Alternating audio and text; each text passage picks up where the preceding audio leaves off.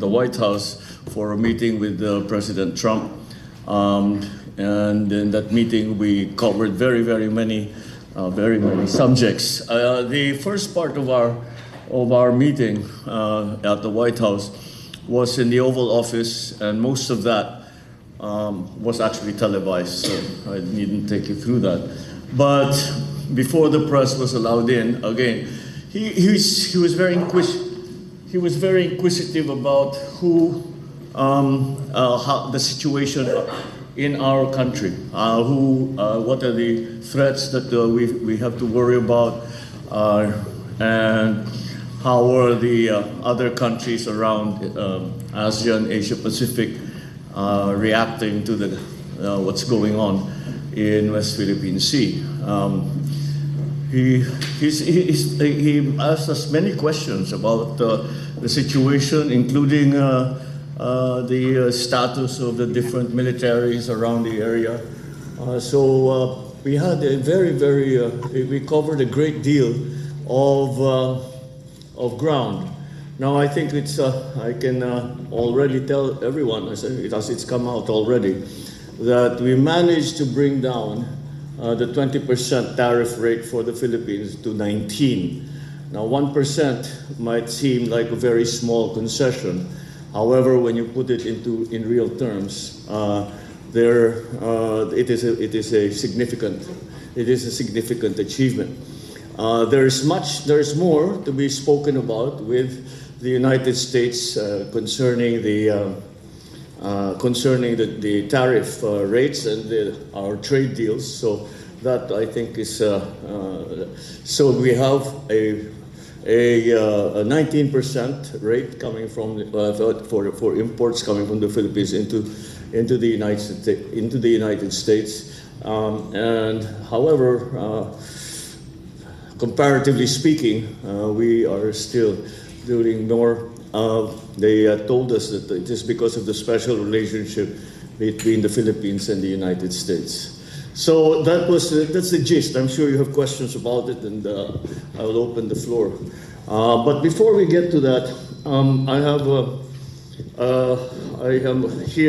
with me the latest report, an update on Kuching. We already have 487,964 families affected. 49,617 people are inside 500 evacuation centers, and there are 2,790 families who are staying outside of the evacuation centers, who are obviously being serviced by the DSWD for their needs. Relief goods have been supplied. We have, unfortunately, we have to report the casualties. There are 6 dead so far, 5 injured, and we have 8 missing people. And the rains have not really stopped. The floods have not subsided in Metro Manila, especially in Metro Manila, pero kahit sa ibang lugar mukhang ganun din. Meron pa ring flooding. 1,875 areas have reported flooding. Region 1, 2, 3, CAR, NCR, Calabarzon, Mimaropa, 5, 6, 7, 9, 10, and 11, 12, Caraga, and Barm. Debris incidents, fallen debris incidents. We have 9 rain-induced landslides, collapsed structures, etc. So I can provide you with these statistics later on. 1,486,876 people are being served either inside or outside evacuation centers. I've been to the casualties. The main cause for casualties were fallen trees, drowning, and flood currents. We still have 1,800 sales. The damage to infrastructure, they estimate thus far, is at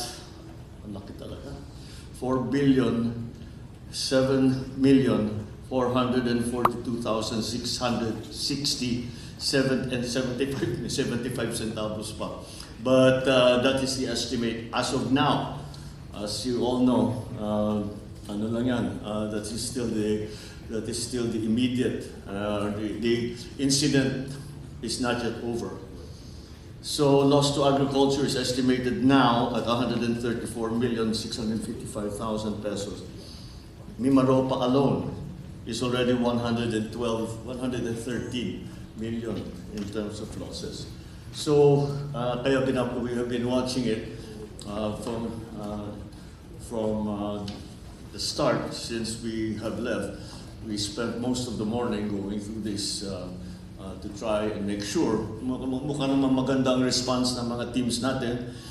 They have been able to provide the relief goods. They have been able to evacuate as many people as possible, as needed to be evacuated. And so we are just hoping for the floods to subside, the rain to lessen, and the floods to subside, so that we can start again a cleanup process. All right, that's my statement to begin with.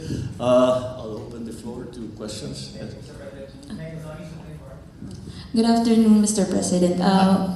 On tariffs, we also saw the post of President Trump on Truth Social. So he also indicated a lower tariff of 19%, as you said. Can we do something about the microphone? Thank you. Although he also said that the Philippines is going open market with the United States and zero tariffs. Can you elaborate more on this? He also said that the Philippines is going open market with the United States. Well, there were certain markets for they were asked to be open that are present that were presently in this right now are not open. The major areas that he said were automobiles, because we have a tariff on American automobiles. We will open that market and no longer charge tariffs on that. So there's several, but also the other side of that is an increased importation from the United States for soy products, wheat products, and pharma, actually, medicines, para makamura naman yung maging mas mura yung gamot natin. So we are coming to those arrangements. There's still a lot of detail that needs to be worked out on the different products and the different exports and imports. But basically, that's now our template. That's what we are following, is a 19% tariff rate on Philippine goods that are imported into the United States.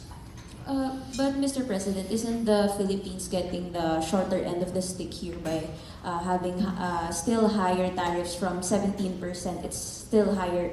It's still higher at 19%, whereas we're giving them zero tariffs for certain sectors. Well, that's how negotiations go. We came here when we arrived in Washington. Tariff rates were 20. So why it came up from 17 to 20 is an internal matter with the United States government. So the number that we had to work with was 20. So we tried very hard to see what we can do. And we managed the 1% decrease in tariff rates. Mr. President, a follow-up on the tariffs. First, before I ask about the ammunition hub, the U.S. ranks as the Philippines' biggest import market, or rather export market, and yet it ranks only as 6th when it comes to imports, with China being our number 1 source of importation. How do you intend to address that deficit, considering that the deficit... Which deficit? The deficit between... with the U.S. or with China? With the U.S., sir. Let me give you the figures first, but let me just find the page very, very quickly. Sorry for the delays. No, well, I mean, which deficits are you talking about? Sir, there is How do we plan to reduce the deficits? Yes, sir, there is a big trade deficit between the U.S. and the Philippines. As of 2024 data, we have a 4.9 billion. 4.9 billion yes, deficit. Okay. Yes. We have the same number. Yeah. Yes, sir. It's up by 21.8% from 2023. How do you intend to address that deficit so that tariffs may hopefully be pulled down further from 19%? Exactly, as I said, I suppose it is a living thing. Maybe we can go back to this. if the markets around the world are able to adjust. But the way to, what really is to offset the trade of balance deficit that we have, and that is by increasing imports from the United States. That's part of the new regime that we will be following in terms of trade with the United States. Sir, my original topic that I have listed, the U.S. ammunition hub that is planned in Subic. How is this related? Is this actually even related to your meeting with the CIA and with the defense? What are the particulars that were already in place with regard to that planned ammunition hub in Subic? I don't think anything was on that subject. We didn't do any work on that. That had been decided a long time ago. Not naman a year ago, but almost a year ago. We decided to. We already had decided. And like I answered when we were in the Oval Office, kasama ito, tinutulungan tayo ng mga Amerikano sa SRDP natin, as our Self-Reliance Defense Program. That's really something that we were going to do anyway. Kahit wala tayong katulong, gagawin talaga natin yun. They've offered to help, so. Sir, do we have figures as to how many jobs it will actually create once that hub is already finalized? And how do you intend to face threats or warnings from China, considering that we expect them not to react positively with this development in Subic as well as the Luzon corridor? Well, before we go to your question on the jobs, there's been much comment and say that the infrastructures, military infrastructures, and the programs that we are initiating will make us a target for China. Are we not already a target for China? So I think that what we have to be thinking about is protecting the Philippines. All right? Sir, John from the Daily Tribune. Sir, may we know if there were any agreements or on the defense and security areas that has been signed between you and President Trump in your earlier meeting with him? And if that's the case, we also wanted to clarify there's a line in U.S. Defense Chief Pete Hegseth remarks from your meeting with him yesterday. He said that we are also deploying a new cutting-edge missiles and unmanned system and revitalizing defense industrial bases. Can you elaborate more on that, sir? Yeah. Before I do that, let's go back to your jobs question. Maybe the Secretary of Defense can best answer that. How many jobs will be created by the facilities that we are doing for the provision of ammunition for our military? Para sa dito ka. I believe in the original concept, although it is funded by the U.S. Congress, it will be FDI, so it's a foreign direct investment concept. We can envision a private entity going about it on a commercial basis so that they can hire people on a commercial basis. Depending on the scale, initially about 200 to 300 people, highly technical people. But then there are downstream industries. Of course, they will have to build access to port facilities. It will regenerate revenue on a commercial basis for Subic. It will increase our trade flows. So that is an example of U.S. government-sponsored foreign direct investment to help our people and our self-reliance too. So that will also cater to commonality of production of munitions, which is at a worldwide shortage at this time, of all calibers, whether direct fire or indirect fire. And as we go on, we will review the business proposal, because it is on a business case basis, being foreign direct investment. And then, after we finalize the details, we will have more to report. All right, and to your question now, stay here first because this relates. As a matter of fact, there were during the meetings there were no agreements that were up for discussion at that time. Kasi sandali lang, and actually the Secretary Gilbert, yes, Secretary Gilbert and the other cabinet secretaries came ahead. Some of them were here the 17th, more or less around there. So marami na silang napag-usapan. But you'll have to understand, whatever defense arrangements were arrived at, much of it we cannot talk about because they are operational details. But maybe there is something that you can discuss. Well, sir, the gist of the discussion was the enhancement of our ongoing collaborative activities bilaterally and multilaterally. Of course, we are nuancing the Balikatan as an interoperability exercise. That being the case too, it also readies the armed forces of the Philippines to adapt to new skill sets, face new threats and challenges, and ultimately acquire the necessary infrastructure for introducing new systems, including deterrent systems.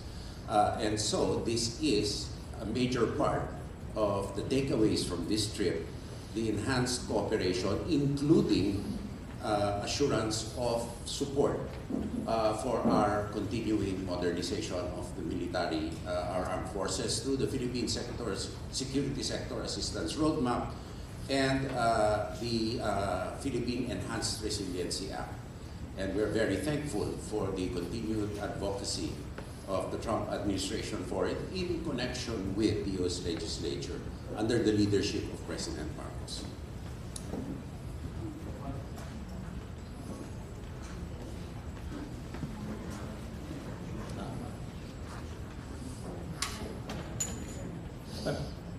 Sir, if different topic lang po, may we know if the topic on the immigration, particularly on the undocumented Filipinos, has been raised or no? It's not been raised. It was not in this forum. But we are of course well aware of the situation. And thus far, I think, in our estimation, what the United States is doing now is not anything different than they've been doing before.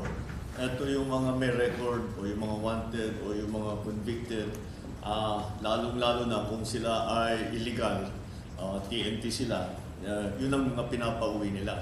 Sa ngayon, yung mga pinapauwi nila, ganun pa rin yung mga those that have been convicted of committing crimes that are also in fact illegal. So that's the situation with the immigration so far.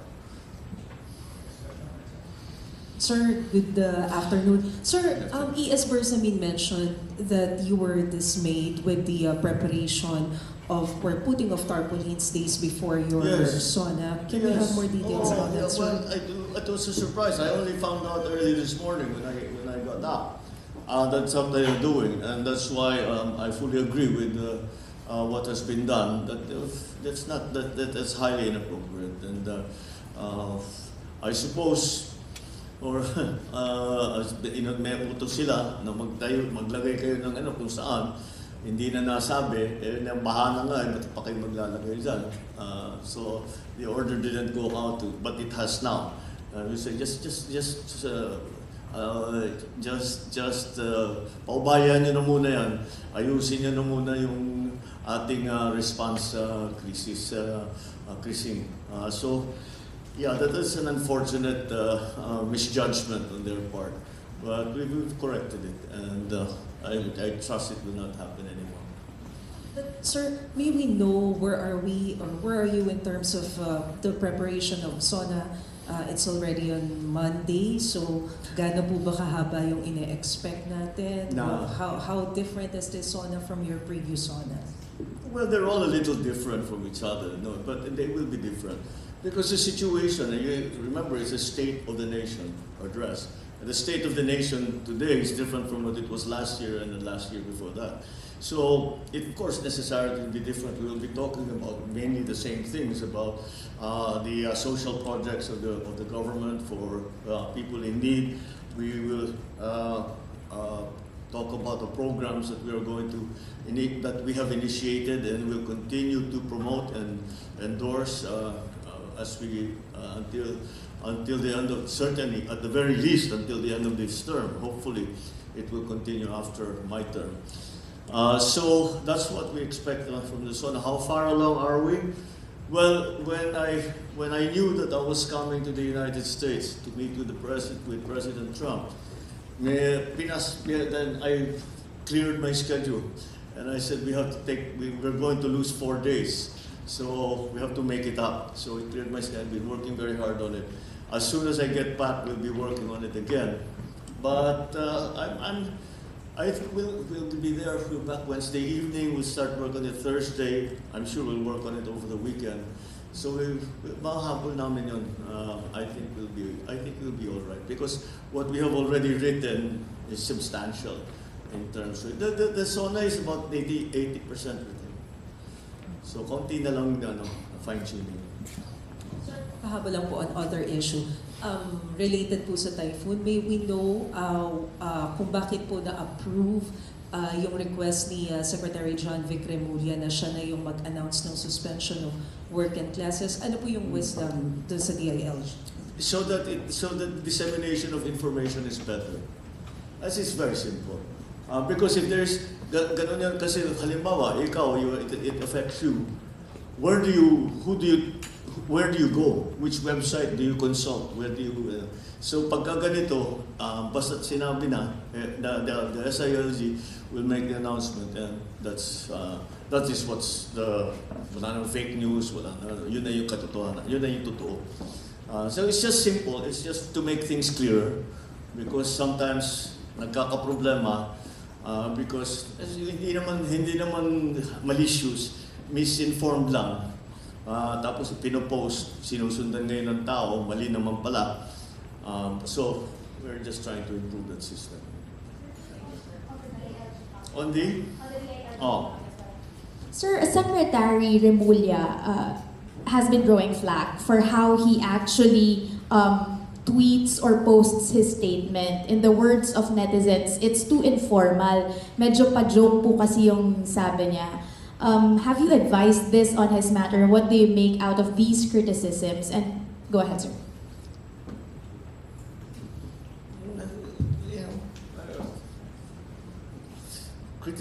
People criticize me for the way I speak. But that's the way I speak. That's the way he speaks.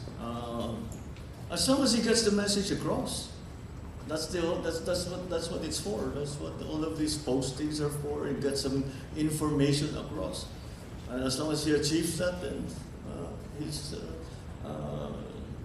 he manages to do what he sets out to do. I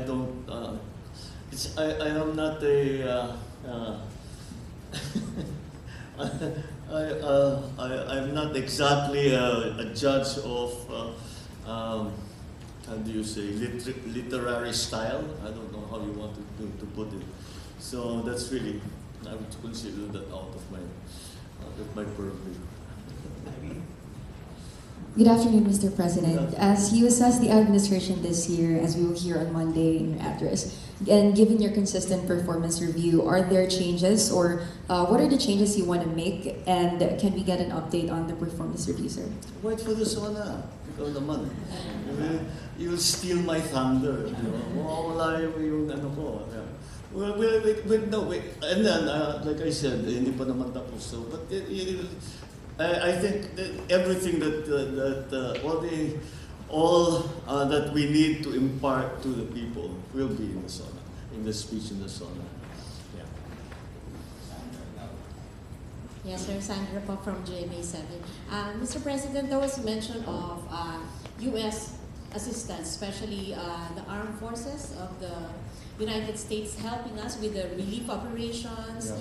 And may we get more information, how are we going to operationalize, for instance, the use of EDCA sites, and are they going to bring in relief goods or equipment perhaps to help us? The answer is simply yes, all of that.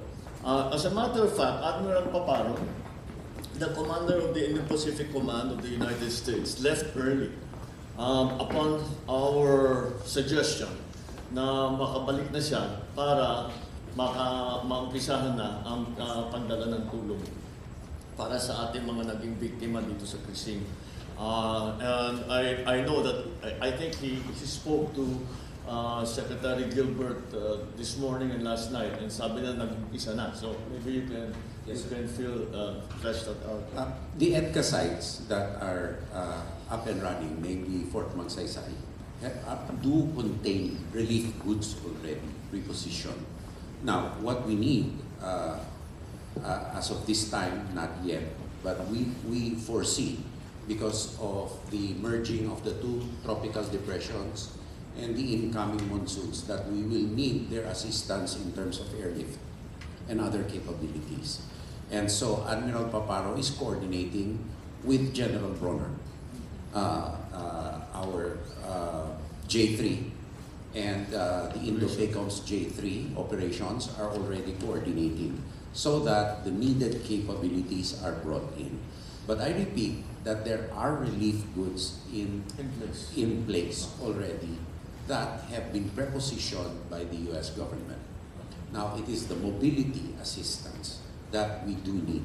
We do have sufficient Black Hawks in order to lift areas, goods to vulnerable areas when conditions permit. But if we need to do it on a higher scale, for example, like what happened in Naga City last year, which we need to plan for, we have to have the coordinated mechanisms for easy deployment of these capabilities. Every deployment, mind you, is very costly on both our side and their side, more so on their side, because these capabilities are coming out of the theater into the theater. So they entail considerable costs. Therefore, even on our utilization of our own air assets, this has to be coordinated so that we make maximum use of the asset and do not waste cargo space and flying time and ship time. We will also have assistance, because we need the assistance and the coordination first. Before assistance, coordination. On mobility, because our road network sometimes cannot carry heavy loads. So we need to airlift them. We need the V-22 Ospreys. We need the Chinooks.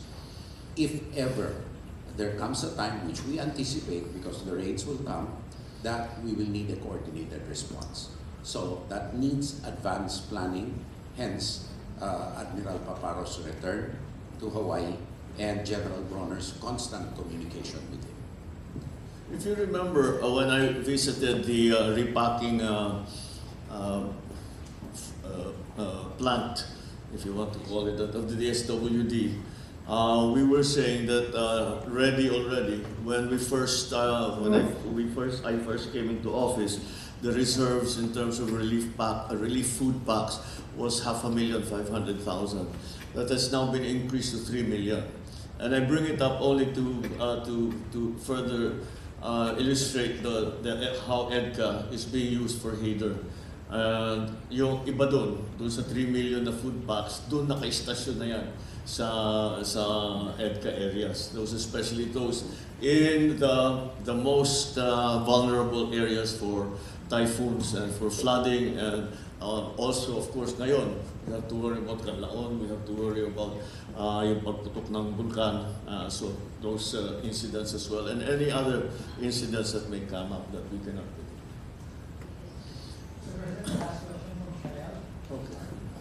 Good afternoon po, sir. Chanel Salazar from RMN. Going back po sa tariff, how would you justify po sa Filipino people, especially to our small exporters and manufacturers, that a 19% tariff is acceptable or fair? It is not our decision. So I will justify any decision I make, but it's not my decision. That number doesn't come from the Philippine government. Last po, So sir. you will have to ask whoever imposed the 19% tariff how they justify it. I couldn't answer it. Last po, sir, your reaction po because Senator Aimee Marcos suggested pushing for a 10% tariff. So, in dealing with the U.S. trade policies, was this issue raised during your bilateral meeting po? Which the 10% po yung sinasuggest our ni- bilateral meeting with whom? with President Trump. No, it didn't come up. Again, if anyone can bring us that down to 10%, it would certainly be welcome. But no, it didn't come up at all. All right, with that, sige, maraming salamat.